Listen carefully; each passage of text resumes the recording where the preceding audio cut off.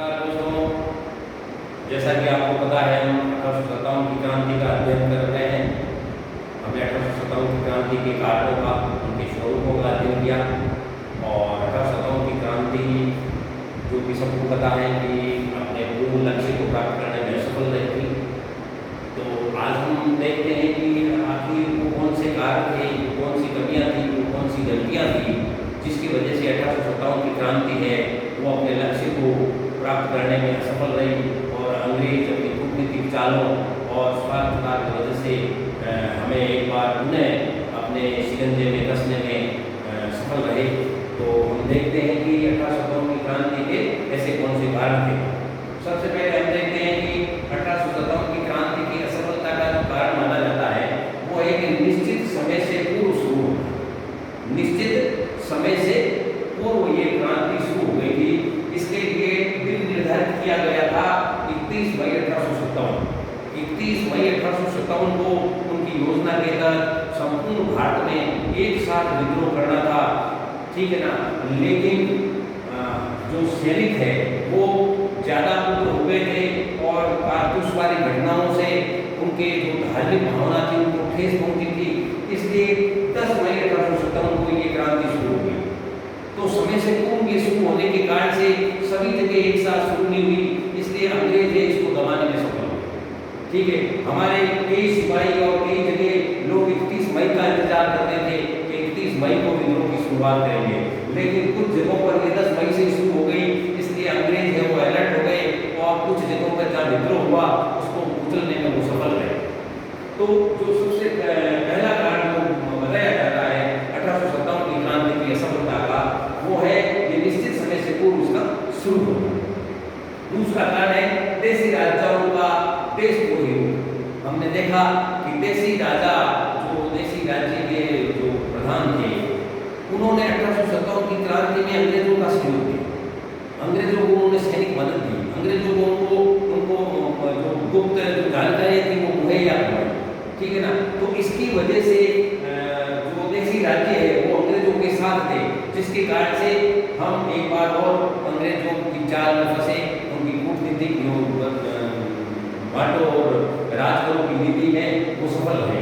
तो जैसे पटियाला है, नापा है, सिंध है, अफगानिस्तान है, नेपाल है, राजपूताना है, यहाँ के समस्त जो राजा थे वो सब के सब अंग्रेजों के हिमायती थे, अंग्रेजों के साथ थे और अपनी सेनाएं अंग्रेजों को मुहैया करवा रहे थे।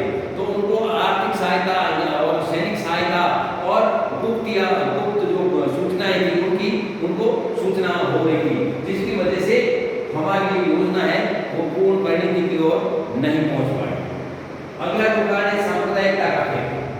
अंग्रेज जैसा कि हम सभी जानते हैं फूट डालो राज करो की नीति से उन्होंने हिंदुस्तान को प्रशासन किया था, ठीक है ना। इसके लिए उन्होंने हिंदू और मुसलमानों को दोनों को आपस में झगड़ाया था, ठीक है। मराठों, सिखों और गोरखों इनको ये संदेश भिजवाया गया था कि अगर 1857 की क्रांति में हिंदुस्तान सफल हो जाता है तो जो मुगल सम्राट बहादुर शाह जफर है उसका पुनः शासन शुरू हो जाएगा और बहादुर शाह जफर एक बार पुनः मराठों, सिखों और गोरखों और हिंदुओं के ऊपर है वो मुस्लिम अत्याचार करेंगे। इसलिए इन लोगों को गुमराह किया गया, इन लोगों को सांप्रदायिकता के खेल में फंसाया गया, जिसके कारण से ये लोग अपने पूर्ण मनोयोग से इस क्रांति में कंधा से कंधा मिला करके लड़ने में असफल रहे। तो सांप्रदायिकता का खेल एक बार अंग्रेजों ने पुनः यहाँ खेल करके और हिंदुस्तान की जो प्रथम स्वतंत्रता संग्राम था उसको असफल करने में सफल हुए। संपूर्ण देश में प्रसारित न होना, जैसा कि हमें पता है कि ये 1857 की क्रांति संपूर्ण दक्षिण भारत से अछूता था।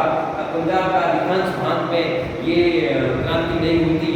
तो एक तरह से कहे तो ये जो केंद्रीय भाग है, दिल्ली है, यूपी है और राजपूताना है, ये जो केंद्रीय भाग या ये कह सकते हैं हम उत्तर भाग, केवल उत्तर भारत तक ही सीमित रह गई थी।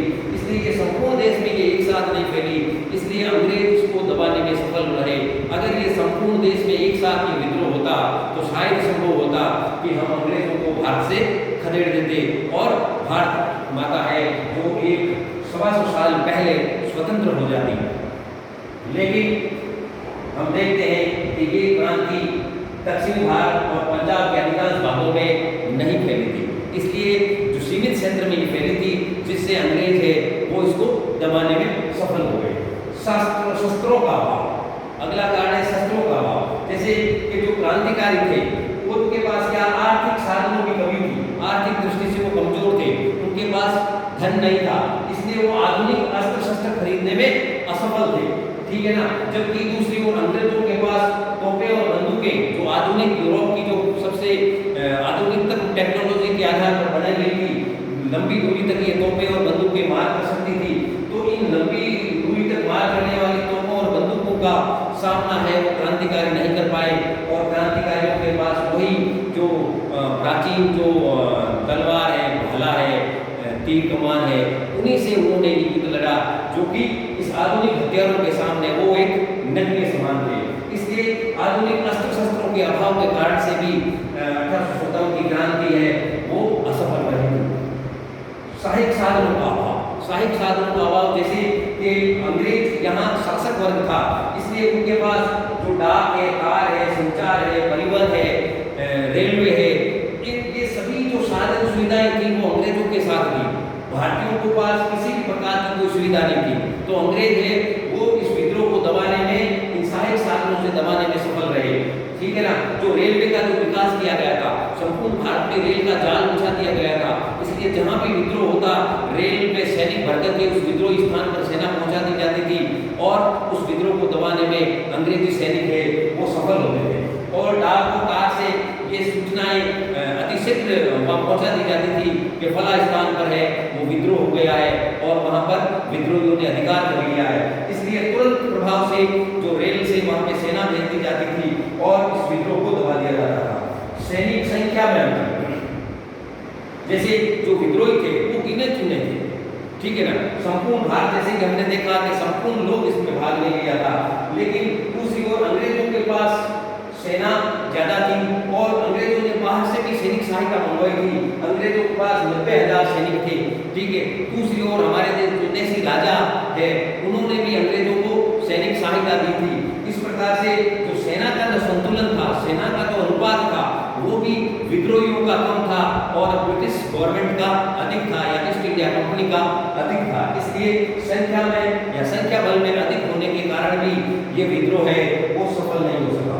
भविष्य की योजना का अभाव, 1857 की क्रांति के पश्चात अगर हम इस क्रांति को जीत लेते, हम विजयी होते, तो इसके पश्चात क्या योजना होगी, वो योजना विद्रोहियों के पास नहीं थी।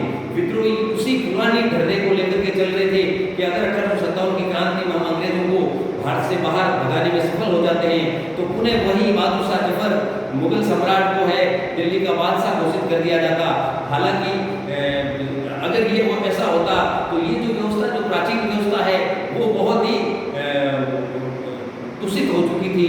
पुराने ढर्रे की व्यवस्था से आधुनिक विश्व है वो सभी जगह क्रांति हो चुकी थी, और इस जो पुरानी जो राजतंत्रात्मक है व्यवस्था वो लगभग असफल हो चुकी थी। लेकिन विद्रोहियों के पास अभी तक आधुनिक जो शासन प्रणाली है वो वैसी सोच नहीं थी, वो अभी भी पुरानी जो राजतंत्रात्मक व्यवस्था को ही स्थापित करने का सपना देख रहे थे, इसलिए भी ये योजना असफल रही। दूसरा है कुशल नेतृत्व, कि अंग्रेजों के पास जो नेतृत्व करने वाले जो प्रमुख सेनापति थे, ठीक है ना, वो उस समय यूरोप के माने हुए सबसे सर्वोच्च कोटि के जो सेनानायक थे, सेनापति थे, और उन्होंने जगह जगह पर अपना लोहा मनवाया था, और आधुनिक साधनों से, आधुनिक हथियारों से और आधुनिक जो कूटनीतिक अस्त्र शस्त्रों से उन्होंने हर जगह संपूर्ण विश्व में ब्रिटिश साम्राज्य का जो लोहा मनवाया था, ब्रिटिश साम्राज्य का पताका फहराया था। भारतीयों को ये पता नहीं था कि ये जो हमारे सामने जो लड़ रहे हैं ये समकालीन विश्व के सबसे माने हुए धुरंधर और सेनानायक हैं, तो उनका सामना है वो भारतीय करने में असफल रहे। तो हम देखते हैं कि जो कारण थे, इन्हीं कारणों से 1857 की क्रांति है वो असफल रहती है। भारतीय है वो जो प्रथम स्वतंत्रता संग्राम जो उन्होंने लड़ा था वो उसको पूर्ण करने में असफल रहते हैं, और अंग्रेज एक बार पुनः भारत को गुलामी की जंजीरों में जकड़ने में सफल होते हैं।